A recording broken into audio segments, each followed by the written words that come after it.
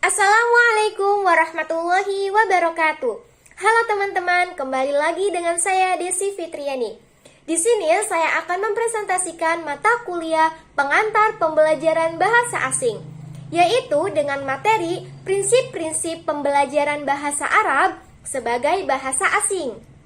Jadi teman-teman, ada 5 prinsip pengajaran bahasa Arab sebagai bahasa asing.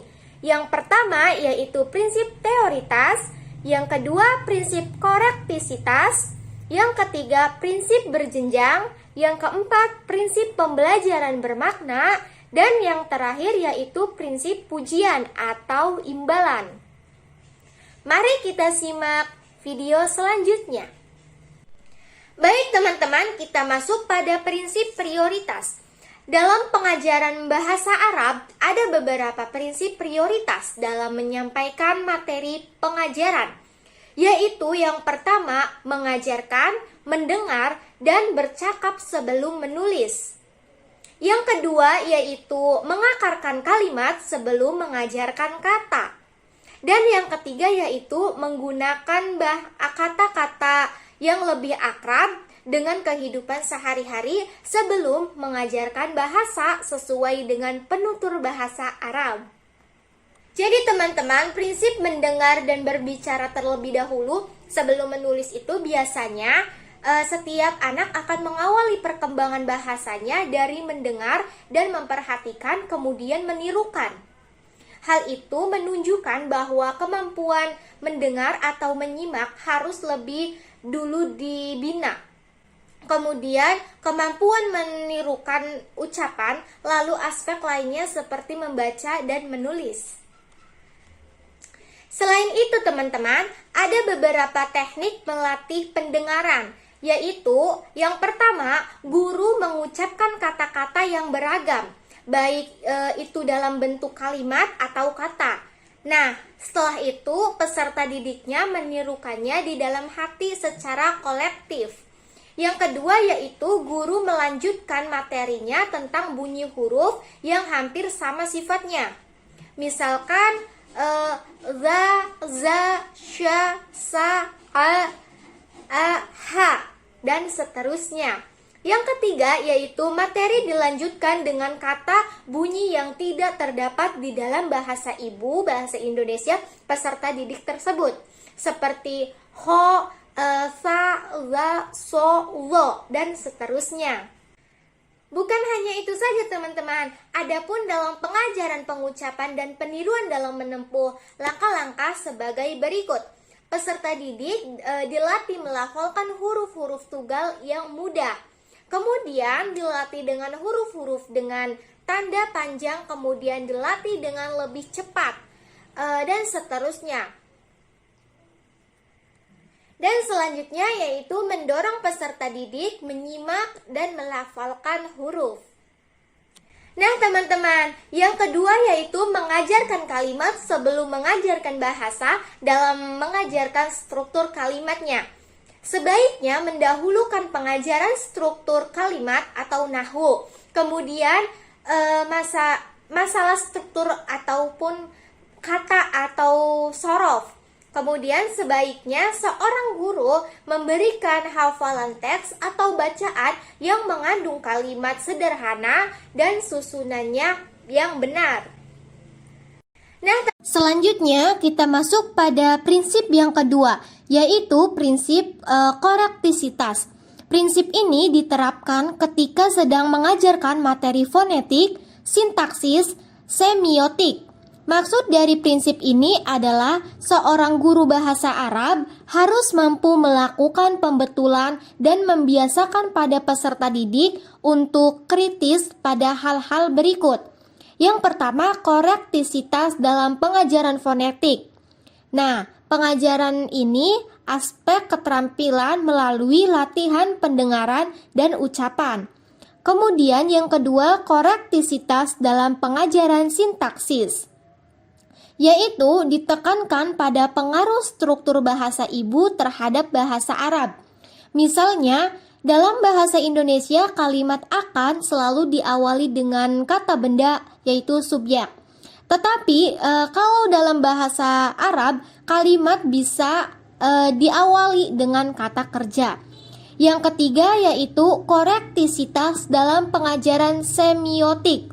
Dalam bahasa Indonesia pada umumnya, setiap kata dasar mempunyai satu makna ketika sudah dimasuki dalam satu kalimat. Tetapi dalam bahasa Arab, hampir semua kata mempunyai arti lebih dari satu, yang lebih dikenal dengan istilah mustarak, satu kata banyak arti, dan mutaradif, yaitu berbeda kata sama arti. Oleh karena itu, guru bahasa Arab harus mampu memberikan solusi yang tepat dalam mengajarkan makna dari sebuah ungkapan karena kejelasan petunjuk. Kita masuk pada prinsip yang ketiga, yaitu prinsip berjenjang. Jika dilihat dari sifatnya, ada 3 kategori prinsip berjenjang, yaitu yang pertama, pergeseran dari yang konkret ke yang abstrak, dari yang global ke yang detail, dari yang sudah diketahui ke yang belum diketahui. Kedua, ada kesinambungan antara apa yang telah diberikan sebelumnya dengan apa yang akan ia ajarkan selanjutnya. Yang ketiga, ada peningkatan bobot pengajaran terdahulu dengan yang selanjutnya, baik jumlah jam maupun materinya. Nah, jenjang-jenjang tersebut dibagi menjadi 3. Yang pertama, jenjang pengajaran mufrodah, yaitu diawali dengan memberikan materi kosakata yang banyak digunakan dalam keseharian dan berupa kata dasar. Dan yang kedua yaitu jenjang pengajaran qawaid atau morfem. Dalam pengajaran qawaid nahwu misalnya harus diawali dengan materi tentang kalimat sempurna atau jumlah mufidah. Namun, rincian materi penyajian harus dengan cara mengajarkan tentang isim, fiil, dan huruf. Nah, yang ketiga yaitu tahap pengajaran makna.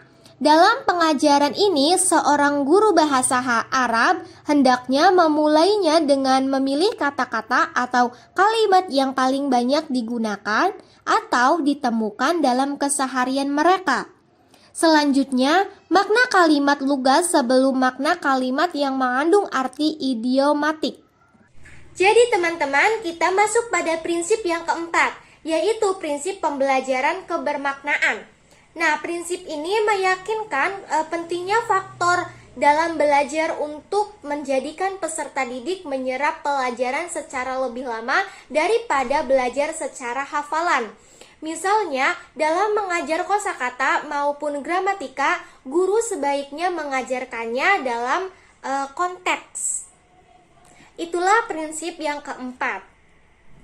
Baik teman-teman, kita masuk pada prinsip yang kelima, yaitu prinsip imbalan atau pujian, di mana prinsip ini menegaskan manusia secara universal terdorong untuk melakukan sesuatu karena ada imbalannya. Namun, seringkali guru lupa akan hal tersebut, sehingga mereka kebanyakan kikir dalam memberi reward dalam bentuk pujian atau imbalan yang sebenarnya pada konteks-konteks tertentu yang diperlukan. Itulah prinsip yang kelima. Jadi teman-teman, adapun langkah-langkah untuk mengaplikasikan prinsip-prinsip tersebut agar berhasil dan dapat terlaksana, yaitu yang pertama, memberikan contoh-contoh sebelum memberikan kaidah gramatika.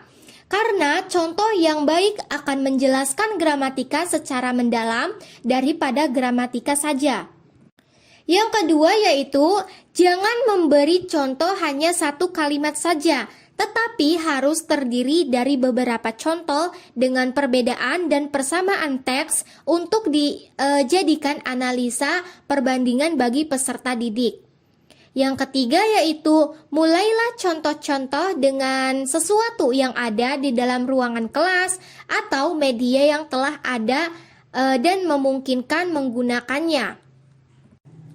Yang keempat yaitu, mulailah contoh-contoh dengan menggunakan kata kerja yang bisa secara langsung dengan menggunakan gerakan anggota tubuh. Yang kelima yaitu ketika mengajarkan kata sifat, hendaknya menyebutkan kata-kata yang paling banyak digunakan dan lengkap dengan pasangannya. Misalnya hitam putih, kemudian bundar persegi, itulah. Dan yang keenam yaitu ketika mengajarkan huruf jar dan maknanya, sebaiknya dipilih huruf jar yang paling banyak digunakan dan dimasukkan langsung ke dalam kalimat yang paling sederhana. Contohnya jumlah ismiyah. Yang ketujuh yaitu hendaknya tidak memberikan contoh-contoh yang membuat peserta didik harus meraba-raba karena tidak sesuai dengan kondisi pikiran mereka. Yang kedelapan yaitu yang terakhir, peserta didik diberikan motivasi yang cukup untuk berekspresi melalui tulisan, lisan, bahkan mungkin ekspresi wajah agar mereka merasa terlibat langsung dengan proses pengajaran yang berlangsung. Itulah langkah-langkah untuk mengaplikasikan prinsip-prinsip tersebut. Baik teman-teman, itu saja yang dapat saya jelaskan. Kurang lebihnya mohon maaf. Wabillahi taufiq wal hidayah. Wassalamualaikum warahmatullahi wabarakatuh.